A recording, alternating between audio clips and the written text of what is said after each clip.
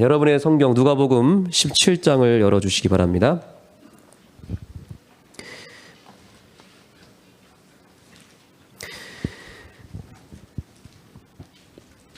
예수께서 예루살렘으로 가실 때 사마리아와 갈릴리 사이로 지나가시다가 한 촌에 들어가셨습니다. 거기에는 10명의 문둥병자들이 있었습니다. 여러분들이 잘 아시는 대로 이 문둥병자는 그 당시에 저주를 받은, 하나님께로부터 저주를 받은 죄인으로 취급을 받았습니다. 버림받은 백성들이라고 취급을 했고 그들을 가까이 하는 사람은 아무도 없었습니다. 그런데 예수님이라고 하는 분이 문둥병자를 고치시고 모든 병을 고치시는 능력을 가지셨다는 소문을 이 문둥병자들이 듣게 됩니다. 이들의 마음에는 기대감이 있었습니다. 그러나 두려움이 있었습니다. 왜냐하면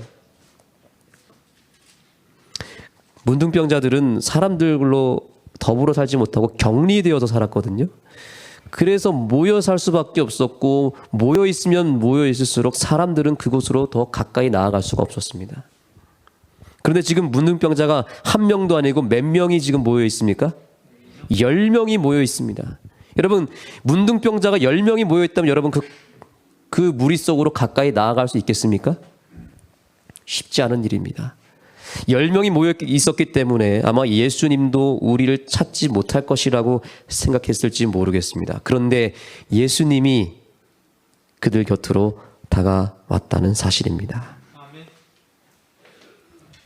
여기 12절에 보니까 문둥병자 10명이 예수를 만났는데 가까이 갔다고 합니까? 멀리 섰다고 얘기합니까? 멀리 이렇게 서서 멀리서 소리를 지릅니다.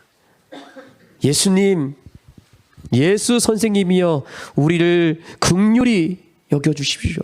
우리를 불쌍히 여겨주시옵소서. 저희를 좀 불쌍히 여겨주십시오. 이런 얘기를 한 것입니다.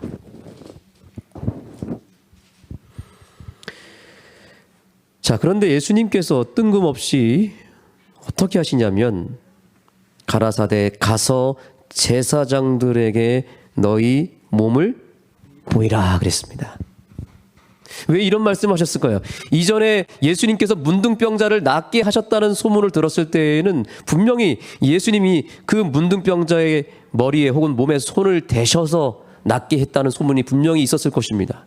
아니면 너가 낫고자 하느냐? 그러면 너의 믿음이 너를 낫게 할 것이다. 나았다 이렇게 선포하든지 아니면 만져주시든지, 그렇죠?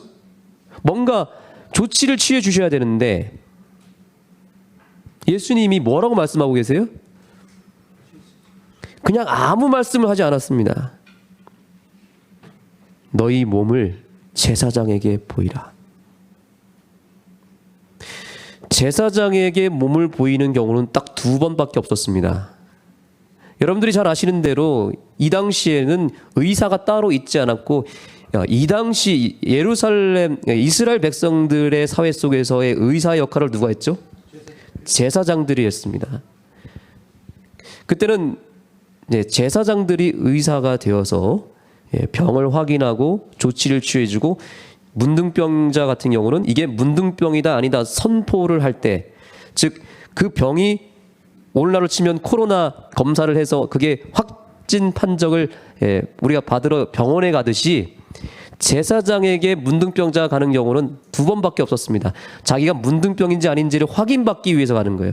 만약에 제사장이 당신은 문둥병이요 하면 그 다음부터는 격리되어야 되고 문둥병자들 소굴에 들어가서 살아야 됐습니다. 또한 2번째가 있습니다. 언제 갔을까요? 완전히 완치를 받은 다음에 완치 판정을 받으러 제사장에게 갔습니다. 2번밖에 없습니다. 그런데 지금 예수님은 너희 몸을 제사장에게 보이라라고 딱 얘기만 하셨지, 너가 나았으니까 가라 이런 얘기도 하지 않았었습니다. 그러니까 가는 경우는 2번밖에 없는데 내가 나았다는 얘기야? 아니면 내가 문둥병이 더 확실하다는 얘기인가? 이 2가지 생각이 들지 않았겠습니까? 그래서 이 10명의 문둥병자들이 거기서 망설이기 시작합니다. 그런데 성경 본문에 보니까 그들이 어떻게 했다고 말하고 있어요? 저희가 제사장에게 갔다는 사실입니다. 가다가 깨끗함을 받은지라. 자, 한번 따라해 보겠습니다. 저희가 가다가 깨끗함을 받은지라. 여러분, 굉장히 이 장면은 우리에게 큰 믿음을 선사해 주고 있습니다. 지금 여전히 진물이 흐르고 피가 흐르고 고름이 흐르고 있는 상태입니다. 전혀 나았다는 기미가 보이지 않는 상황이었습니다. 그런 상황에서 예수님이 제사장에게 몸을 보이라고 했을 때에는 저 같으면 이런 것 같아요. 아, 너는 문둥병이 확실하니까 가서 다시 한번 확인받고 너는 너의 인생의 그 현실을 깨닫고 다시 문둥병 그 생활로 들어가라, 이렇게 좀 받아들였을 것 같아요. 그렇지 않겠습니까? 여전히 고름이 나고 피가 나고 있는데 다 나았다라고 생각하는 사람은 분명히 없었을 거예요. 그런데 이들은 어쨌든 여하튼 예수님의 말씀에 무엇했습니까? 순종하여 나아갔다는 사실입니다. 순종하고 나아갔을 때 가다가 나음을 받았다는 사실입니다. 여러분, 다가오는 2023년 우리에게 이런 믿음이 발휘되기를 소망합니다. 내가 혹 이해되지 못한다 할지라도, 내 현실이 말씀에 순종하기가 참으로 어려운 상황이라 할지라도, 나는 여전히 피가 흐르고 여전히 고름이 나고 여전히 회복이 되지 않은 상황인데 예수님은 나에게 말씀하신다는 거죠. 그때 어떻게 하시겠습니까? 순종할 만하면, 내 상황이 좀 괜찮아지면, 내가 좀 납득이 되면, 이해가 되면 그때 순종하시겠습니까? 아니면 말씀하신 즉시로 순종하시겠습니까? 즉시로 순종하게 될 때 저와 여러분도 가다가 나음을 입게 될 줄 믿습니다. 여러분, 순종하면 기적이 일어납니다. 순종하면 가다가 순종하는 그 순간부터 회복이 일어나고 기적이 일어날 줄 믿습니다. 이게 놀라운 믿음인 것입니다. 가다가 깨끗함을 받은지라. 그런데 더 놀라운 사실은 15절부터입니다. 그 중에 누가요? 하나가 자기가 나은 것을 보고 큰 소리로 하나님께 영광을 돌리며 돌아와 예수의 발 아래 엎드려 무엇했다고요? 살해하니. 저는 누구라고요? 사마리아인, 이방인이었다는 사실이죠.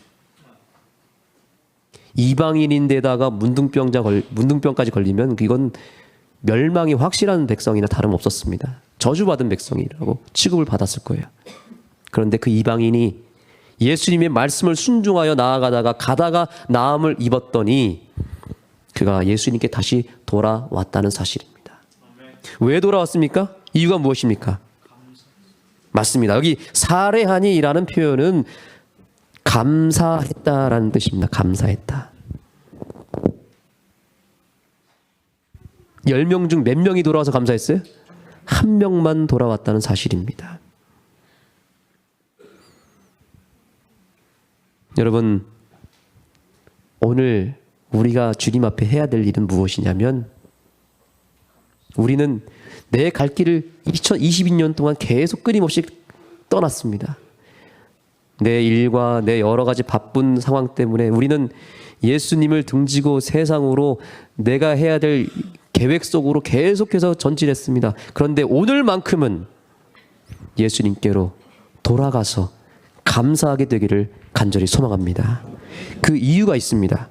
17절 예수님께서 대답하여 가라사대 10사람이 다 깨끗함을 받지 아니하였느냐?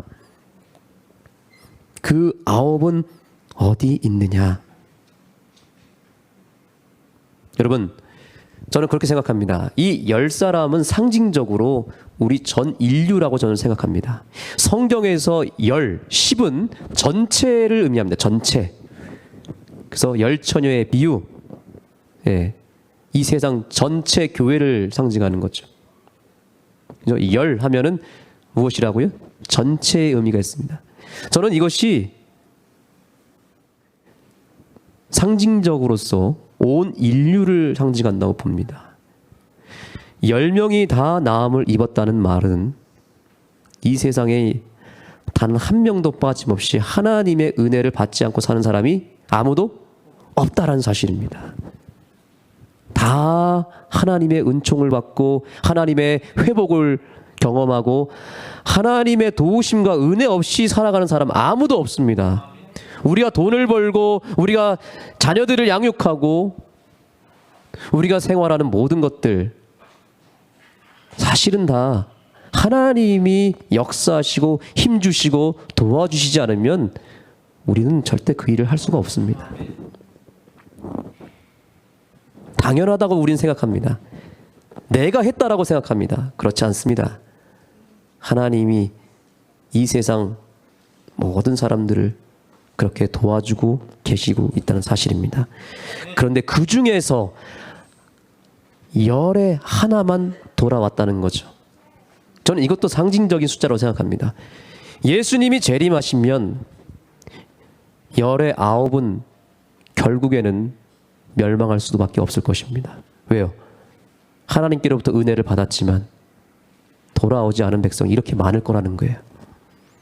그러나 그 중에 한 명은 돌아와서 하나님께 감사하는 백성도 있을 것입니다. 저는 여기 계신 아는교회 모든 성도들이 열의 9에 포함되는 것이 아니라 열의 하나에 반드시 포함되게 되기를 간절히 소망합니다. 18절 이 이방인 외에는 하나님께 영광을 돌리러 돌아온 자가 없느냐 하시고 그에게 이르시되 일어나 가라. 그 다음에 또 따라해 보겠습니다. 내 믿음이 너를 구원하였음이니라. 아멘. 여러분 하나님의 말씀에 순종하고 하나님의 은혜를 받으면 우리가 행복할 수 있습니다. 열의 9의 믿음은 어떤 믿음이었냐면 예수님의 말씀에 순종하는 믿음까지는 갔어요. 그리고 그 말씀을 통해서 복을 받는 믿음까지는 갔습니다. 그런데 그들의 믿음은 어떤 믿음이었냐면 구원받지 못하는 믿음이었습니다. 열의 한 명만 무엇했다고요? 구원받은 믿음을 소유했다는 것입니다. 그 구원받은 믿음의 비결이 무엇입니까? 똑같이 순종했고 똑같이 믿음을 발휘했습니다. 그런데 왜 열의 한 명만 구원을 받았습니까? 맞습니다. 감사했기 때문에 그런 것입니다. 여러분 구원받은 믿음은 감사하는 믿음입니다. 자, 율법을 순종하는 믿음은 우리를 행복하게 만드는 믿음이에요. 행복의 비결 제가 성경 공부를 통해서 매번 말씀드렸죠? 매번 말씀드렸습니다. 율법을 우리에게 주신 목적은 우리의 무엇 때문이라고요? 우리를 행복하게 하기 위함이라고요.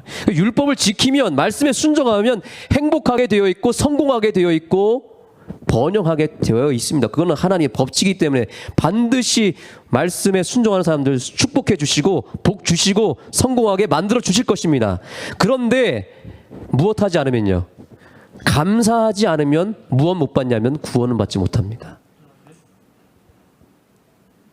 이 사실을 꼭 명심하셔야 됩니다. 우리가 열심히 교회 다니고 열심히 말씀에 순종해서 이 땅에서 잘 살기 위해서 지금 신앙하나요? 결국에 우리 무엇 해야 되죠?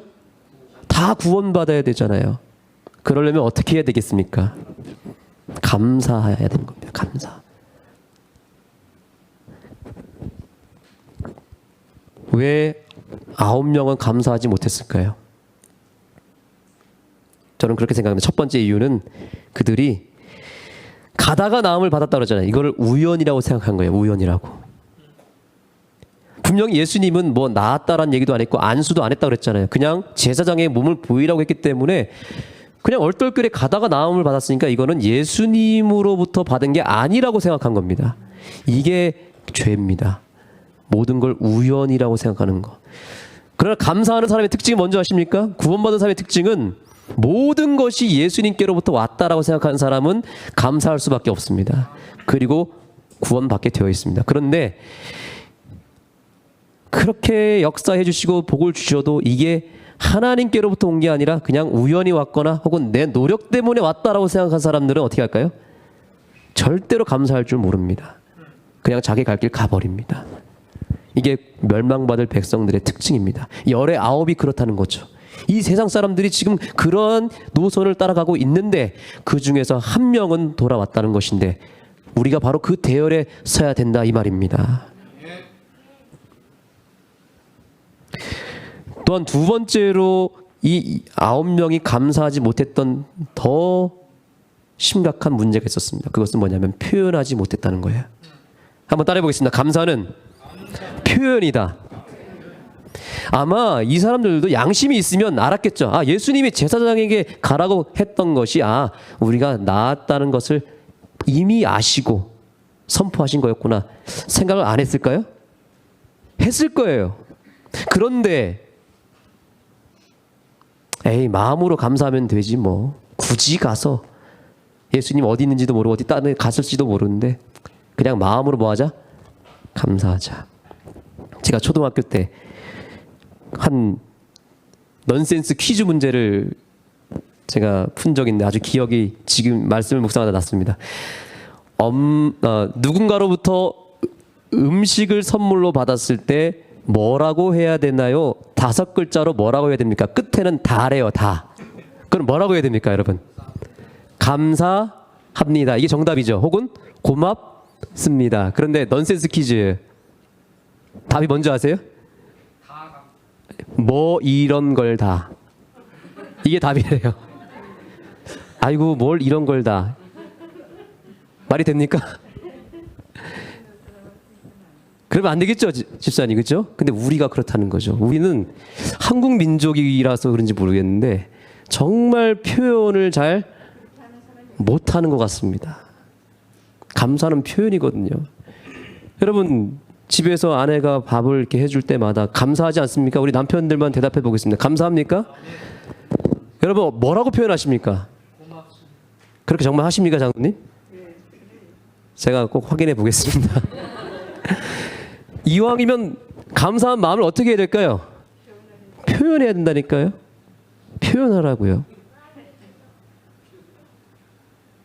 표현하지 않으면 감사가 아니에요. 여기 10명의 무릉두병장인데 9명도 감사한 마음은 있었는데 뭘 하지 못해서, 표현하지 못해서 그 길로 갔다니까요.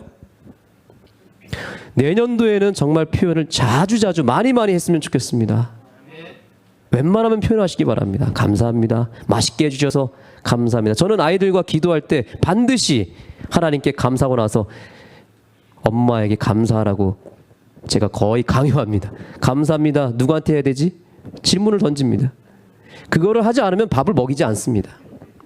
항상 누구한테요? 밥을 해주신 엄마에게.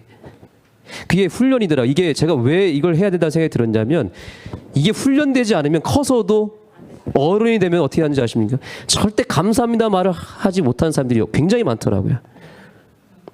제 주변에 굉장히 많고요. 사실 저도 마찬가지였어요. 저희 집안 자체가 그런 표현을 잘 못하는 가정이에요. 저조차도. 근데 예수님 믿고 바뀐 거예요, 사실은. 네, 진짜예요. 제가 어렸을 때 뭘 받으면 감사합니다 이런 표현 제가 어른들에게 배운 게 별로 없어요. 우리 집안 여러 일가 친척들이 있지만 다 조용합니다. 지금도 뭘 주면은. 근데 예수를 믿고 저희 아버지 어머니 교회에서 그런 걸 배워서 알려주신 거예요. 표현하는 거. 감사합니다. 너무너무 감사합니다. 여러분 이 표현이 우리에게 필요하지 않겠습니까? 네. 우리 옆 사람에게 표현 한번 해보겠습니다. 당신 때문에 1년 동안 정말 감사했습니다. 이렇게 표현해 주시기 바랍니다.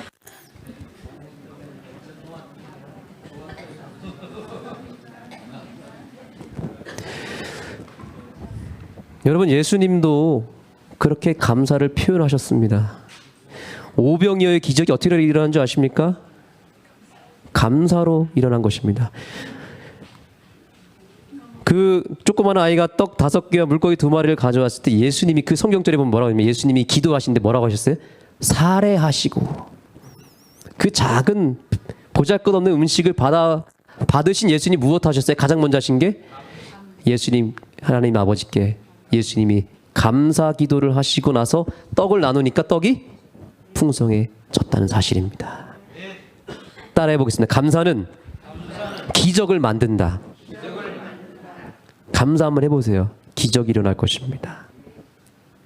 예수님의 믿음이에요. 그분은 작은 것을 받아도, 어린아이한테도 받아도 감사했습니다. 감사했다. 여러분, 우리가 왜 예배를 드리죠? 예수님 믿고 예수님께 감사한 마음 다 있잖아요. 그냥 집에서 감사해도 되잖아요. 속으로 해도 되잖아요. 그런데 왜 예배를 드리러 오늘 이 자리에 오셨습니까? 예수님 앞에 표현하기 위해서 온 것입니다. 감사로 표현하기 위해서. 여기 나병 환자 뭐라고 했습니까? 어떻게 감사했나 보세요. 나은 것을 보고 그 다음에 어떻게 큰 소리로. 여러분, 그러니까 아멘도 어떻게 해야 될까요? 크게 하셔야 됩니다. 제가 다음 주에 이제 아멘 설교할 겁니다. 다음 주에 준비하셔야 됩니다, 여러분. 다음 주에는 제가 주제가 아멘이에요. 아멘도 속으로 아멘하고 속삭이듯이 아멘하는 게 아니라 어떻게 하라고요? 큰 소리로. 누구처럼요? 네, 아멘 장로님처럼 크게 하셔야 됩니다. 크게 하나님께 영광을 돌리며 엎드려 절했다는 거예요. 이게 감사예요. 온몸으로 큰 소리로. 이왕이면 표현하는데 작게 하는 게 어떻게 하는 게 아니라 어떻게 하라고요? 크고 적극적으로 감사하시고 찬양하시고 아멘하시고 주님 앞에 그리고 주변 사람들에게 감사하는 그 한 해가 되었으면 좋겠습니다. 아멘. 여러분의 2022년의 믿음이 그냥 말씀에 순종하고 내가 복받고 끝나는 믿음이 아니라 구원받은 믿음이 되기를 간절히 소망합니다. 아멘. 그러기 위해서 오늘 크게 감사하시고 2022년을 돌아보시기 바랍니다. 찬양하겠습니다. 날 구원하신 주 감사 찬양하겠습니다. 여러분의 주보에 있습니다. 1절만 참여합니다.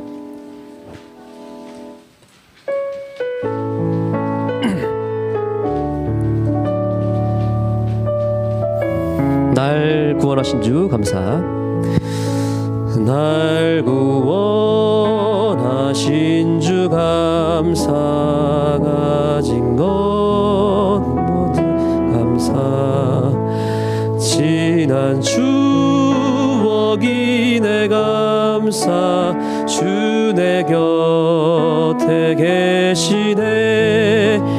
향기로운 봄철의 감사.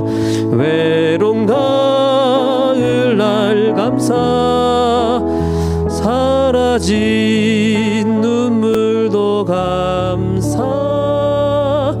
나의 영혼 평안해. 여러분 주님 앞에 감사하십니까? 그러면 여러분 기도하시면서 한 가지만이라도 감사하시고 여러분의 그 믿음을 주님 앞에 드리셔서 오늘 주님께서 여러분에게 말하기를 너의 믿음이 구원했다. 너의 그 감사가 너를 올 한 해 구원했다. 그러한 예수님의 음성을 듣게 되기를 소망합니다. 개인 기도하시면서 주님 앞에 감사하시겠습니다.